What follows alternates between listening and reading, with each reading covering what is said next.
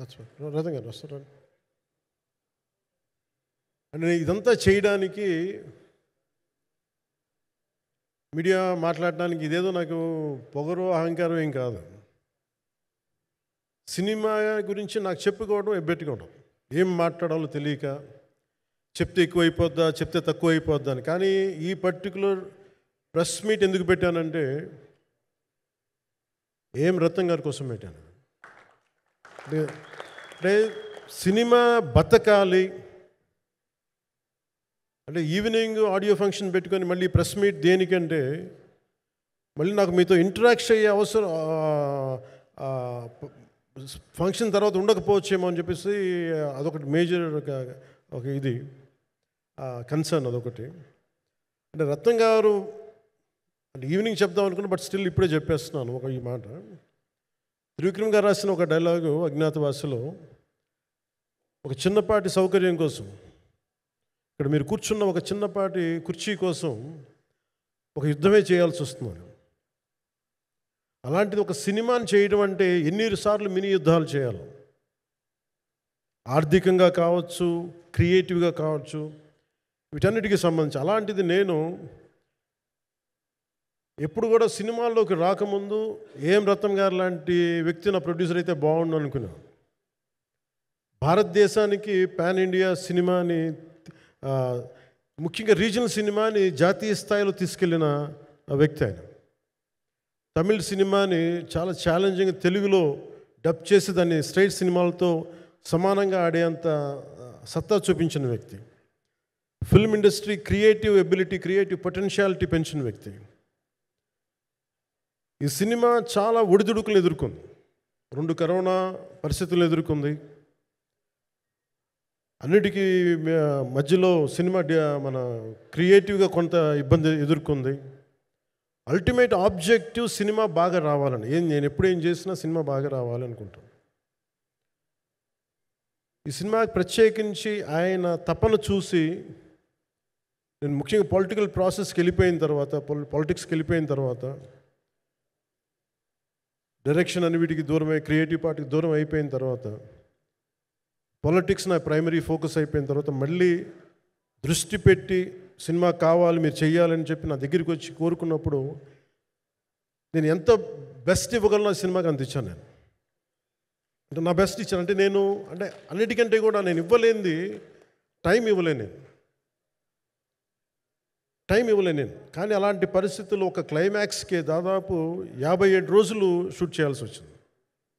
మండు టెండ బాగా, it's kind of ఒక మిడ్ మే, అంటే చాలా పిచ్చి ఎండ అన్నమాట.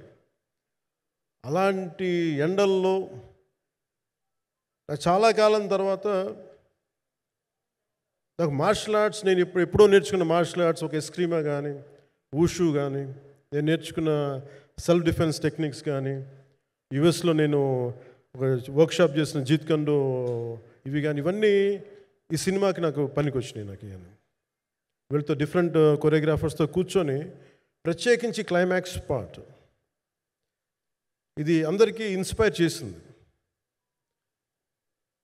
అంటే మన స్థూలంగా చెప్పాలి అంటే, ఒక క్లుప్తంగా చెప్పాలి అంటే, ఈ సినిమాకి ఇదే ఆయువు పట్టింది.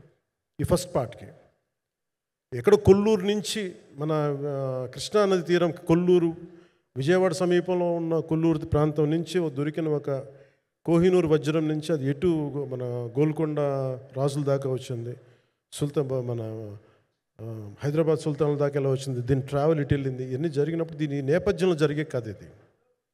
ముఖ్యంగా ఈ ఫౌండేషనల్ వర్క్ చేసిన వ్యక్తి క్రిష్ జాగర్లమూడి గారు చాలా హై కాన్సెప్ట్తో పట్టుకొచ్చారు దీన్ని.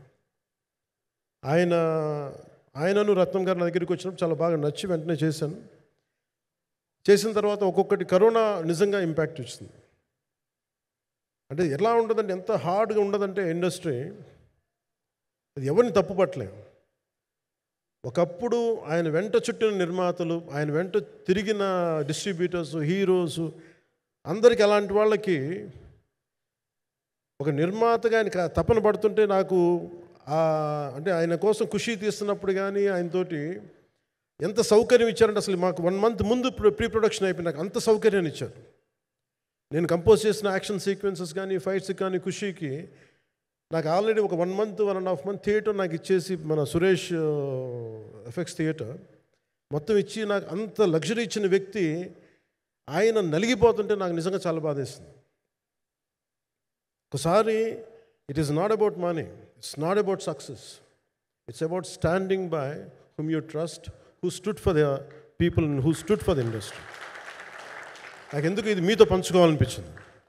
నా సినిమాని నేను ఎందుకు వదిలేస్తాను, ఎందుకంటే ఇది ఇంకో సినిమా కాదు. ఒక మేకప్ మ్యాన్గా ప్రారంభమయ్యి ఇంకో ప్రొడ్యూసరు, డబ్బులున్న ప్రొడ్యూసరు, పెద్ద జీవితాల నుంచి వచ్చిన ప్రొడ్యూసరే కాదు, చాలా చిన్న స్థాయి నుంచి, చాలా చిన్న స్థాయి, ఒక మేకప్ మ్యాన్ స్థాయి నుంచి బాయ్గా స్టార్ట్, అంటే చిన్నపాటి అసిస్టెంట్గా స్టార్ట్ అయ్యి చాలామంది మన సీనియర్ దర్శకులందరి దగ్గర పనిచేసి అంచెలంచెలుగా ఎదిగి నిర్మాత అయ్యి దర్శకుడయ్యి స్క్రీన్ ప్లే రైటర్ అయ్యి మీరు ఏమన్నానంటే ఆయన మౌనంగా ఉంటారు. ఎవరు ఎన్ని ఇబ్బందులు పెట్టినా మౌనంగా ఉంటారు. ఆయన మౌనం ఒకసారి నాకు విపరీతమైన అసహనానికి గురి చేసేస్తుంది. మీరు ఏదైనా మాట్లాడాలంటే ఎవరు ఇబ్బందులు పెట్టి ఏం ఎదురు తిరగరు ఏంటంటే ఇలా అంటారు, ఏం చేయాలి. ఇంకా ఇలాంటి వ్యక్తికి ఆయన మౌనం నన్ను ఇలా రోడ్ల మీదకి వచ్చి ఇలా మీ దగ్గరికి ముందు నుంచోబెట్టింది. అంటే ఆయన ఏంటంటే చెప్తారు, ఆయన మౌనం అంటే రమణ మహర్షి నుంచి బాగా నేర్చుకున్నట్టున్నారు. మౌనం అన్నిటికీ సమాధానం. నిర్మాత సినిమా తీయడం అంటే ఒక యజ్ఞం చేయడం లాంటిది. తిట్లు తినాలి, ఇబ్బందులు పడాలి, అన్నీ పడిన తర్వాత ఫైనల్ డబ్బులు మిగిలితే కూడా లేదు తెలియదు. ఇలాంటి పరిస్థితుల్లో నాకేమనిపించిందంటే ఈయన పడ్డ కష్టం చెప్పాలనిపించింది ఈ రోజున. ఈ ప్రెస్ మీట్ తాలూకు ముఖ్య అంశం ఒక చిన్న స్థాయి నుంచి వచ్చిన వ్యక్తి నిర్మాతగా ఎదిగి ఆయనకున్న పాపం ఆయన మంచితనం ఆయన్ని శాపంగా అవ్వకూడదని చెప్పి ఒక ఉద్దేశంతో ఆయన మంచితనం చెప్పాలి, ఆయన ఒక మంచి సినిమా చేశారని చెప్పడానికి నేను ఈ రోజున మీ ముందుకు వచ్చాను. ఎందుకంటే నేనేం నమ్ముతానంటే సినిమా బాగుంటే ఎలాగో చూస్తారు, దీని గురించి చెప్పక్కర్లేదు. సినిమా బాగాలేకపోతే ఎలాగో చూడరు. మీరు ఎంత పబ్లిసిటీలు చేయండి ఇవన్నీ అనుకోండి, అందుకే నేను పెద్ద ఎక్కువ మాట్లాడక ప్రయత్నం చేయను. కానీ ఈ పర్టికులర్ రోజు మటుకు, ప్రత్యేక ఈ రోజు మటుకు ఆయన పడ్డ కష్టం ఈ సినిమాకి. తర్వాత సినిమాలు చేస్తానో కూడా లేదో నాకు తెలియదు, కానీ నాకు ఇష్టమైన నిర్మాత, తెలుగు చిత్ర పరిశ్రమకి నిజంగా ఒక అండగా ఉన్న నిర్మాత, I want give my best to him. నేను అందుకని ఆంధ్రప్రదేశ్ ప్రభుత్వానికి కూడా మన ముఖ్యమంత్రి గారికి కూడా తెలియజేశాను, ఈయన్ని ఫిల్మ్ డెవలప్మెంట్ కార్పొరేషన్కి చైర్మన్ నేను ప్రతిపాదించాను. అంటే నాకేంటంటే I don't want it to be a political. ఆయన నా నిర్మాతని కాదు, ఈయన అందరు హీరోలతో తీశారు. ఈయన పాన్ ఇండియాలో ప్రతి ఒక్కరు తెలిసి ఈయనంటే ఇలాంటి వ్యక్తి ఉంటే మన తెలుగు చిత్ర పరిశ్రమకి బాగుంటుంది. అలాగే ప్రత్యేకించి తెలుగు చిత్ర పరిశ్రమ అనేది నాకు ఈ టాలీవుడ్ అనే పదాలు నాకు వాడటం నాకు ఇష్టం ఉండదు.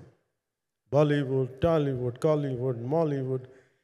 Why should we ape Hollywood? We have a greater story narrative ability మన దగ్గర ఉంది. We have a greater story telling ability. We don't have to ape Hollywood.